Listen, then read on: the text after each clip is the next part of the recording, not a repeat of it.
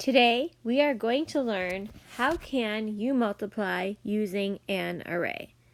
This is just like how we multiplied the other day when we created the boxes and we put the multiple of 10 on one side and we broke apart the side that was not a multiple of 10.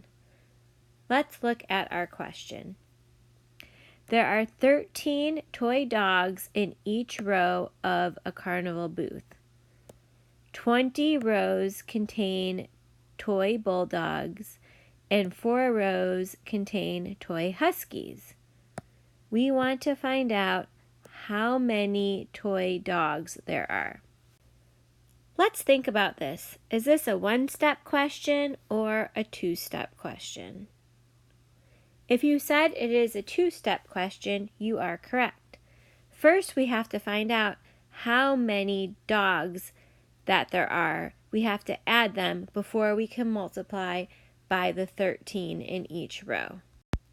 Looking back at the question, we know that 20 rows contain bulldogs and 4 rows contain huskies. Bulldogs and huskies are both types of dogs. So first we have to add those. So if we have 20 rows of bulldogs and 4 rows of huskies, we get a total of 24 rows of toy dogs. In our second step, we need to multiply. We know that there are 24 dogs, but there are 13 rows of each dog, which tells us we need to multiply 24 times 13. What they did in this box was going across, we have 13. So if we were going to expand 13 in expanded form, we would have 10 and 3. And then going down on the side, we have 20 plus 4, which is 24. In this box right here, we are going to be multiplying 10 times 20. And 10 times 20 is 200. In the bottom box, we're going to be multiplying 10 times 4. So 10 times 4 is 40, and that's how many are shaded down here. On the right, we have 3 times 20. And if we were going to look at 3 times 20, we would have 60 right here. And on the small little part right here, we have 4 times 3, which is 12. This may sound confusing now, but watch the entire video and I know you're going to get it. So we have our partial products are 12, 40, 60, and 200. We know we need to add those up, so we would get a total of 312 toys. Let's take a look at the bottom of the same page where it says convince me. We want to find out what 2-digit by 2-digit multiplication is shown by the model at the right. What is the product? We also want to explain how we use the model to find the product. This one question actually is asking us 3 separate questions. The first one wants to know what 2-digit by 2-digit multiplication problem is shown. If I would count the boxes going across, we have 10 and 8. So 10 plus 8 is 18. We are going to multiply 18 times. Going down, I also have 10. And then I have 5. So 10 plus 5 is 15. What 2-digit by 2-digit multiplication is shown by the model? The answer is 18 times 15. When it asks us for the product, that is asking us for the answer to that question. So if we're going to use this model to answer the question, I'm going to redraw it below. And please draw this in your notebook. You're just going to draw a box and separate it into 4 sections. On the top, we have 10 and 8. And then going across, we have 10 and 5. The 10 and 8 stand for the 18, and the 10 and 5 are going to represent the 15. Now, when we're going to multiply, first we're going to multiply 10 times 10. And 10 times 10 is 100. Next, we're going to multiply 10 times 8. And 10 times 8 is 80. Moving down to the bottom left box, we have 10 times 5. And 10 times 5 is 50. And last, we have this last box, which is our bottom right. So if we look across, we have 8 times 5. And 8 times 5 is 40. Those are our partial products. So now we need to just add them all together. We have 100 plus 80 plus 50 plus 40. If I add them together, I'm going to get 270. So our product equals 270. To explain how we use the model, and some of you might be thinking, how am I deciding which numbers go in which box? Well, if we look at our top left box, we're going to multiply 10 times 10.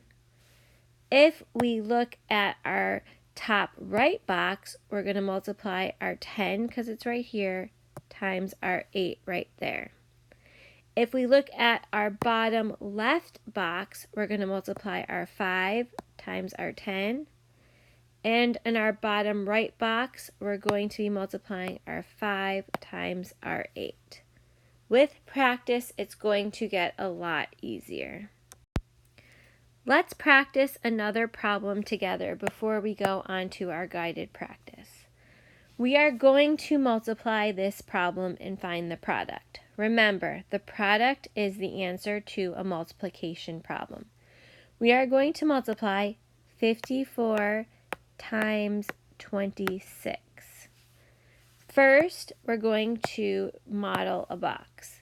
So we're going to draw our box and separate it into 4 parts. Now, if you were showing this by arrays, you would show your 50 and your 4, where your 50 would be a lot bigger and your 4 would be a lot smaller. But for our purposes for today, with just learning how to use a box, let's make the sections equal for right now. It doesn't matter which way you're going to model 54 or 26, just pick one. So I'm going to start with 54, and if I would write that in expanded form, that would be 50 plus 4. Then I'm going to write 26, and if I would expand that, I would get 20 and 6. That is your first step, is just setting up the box. Next, you're going to multiply the numbers inside your box, and you have to make sure that you're multiplying the correct numbers. So let's start with our top right box. In our top right box, we're going to multiply our 20 because it's on the top, and then our 4 because it's on the right. And 20 times 4 is 80. So we would get 80. Next, let's multiply the top left box. So on our top left box, we are going to be multiplying 20 times 50. And 2 times 5 is 10, and then you need to add 2 more zeros. So we would get 1,000. Next, let's multiply our bottom right box. So for our bottom right, we have our 6 and our 4. And 6 times 4 is 24. And last, we're going to multiply our bottom left box. And we have 6 times 50. Well, 6 times 5 is 30. And then make sure that you add your 0. So that's how we got our partial products. Next, we're going to add them together to get our product. So we have 1,000 plus 300 plus 80 plus 24. Because of the commutative property of multiplication and the commutative property of addition, it doesn't matter what order you add or multiply in. Just make sure that you're lining up the digits when you add them. So on our ones place, we have a 4. And then we have 8 plus 2 for our tens place, which is 10. Regroup your 1. 3 plus 1 is 4. And finally, we can bring down our 1. So 54 times 26 is 1,404. I know you guys can do it. Guided practice. In the example on the previous page, what 4 simpler multiplication problems were used to find 24 times 13? We already did this one, but I'm going to go back over it. If we have 24 times 13, and we have our box, we have 24, so 20 plus 4, and 13, 10, and 3. Our 4 smaller problems would be our partial products. So we're going to multiply 10 times 20 and get 200. So that would be one of our problems. Then we're going to multiply 10 times 4 and get 40. That would be another smaller problem. Then we're going to multiply 3 times 20 and get 60. And last, we're going to multiply 3 times 4 and get 12. When we add them all together, we will get 312. So these are our smaller multiplication problems. I wrote them on the side for you over here. Number 2, how can you use properties of operations to help find the product of 24 times 13?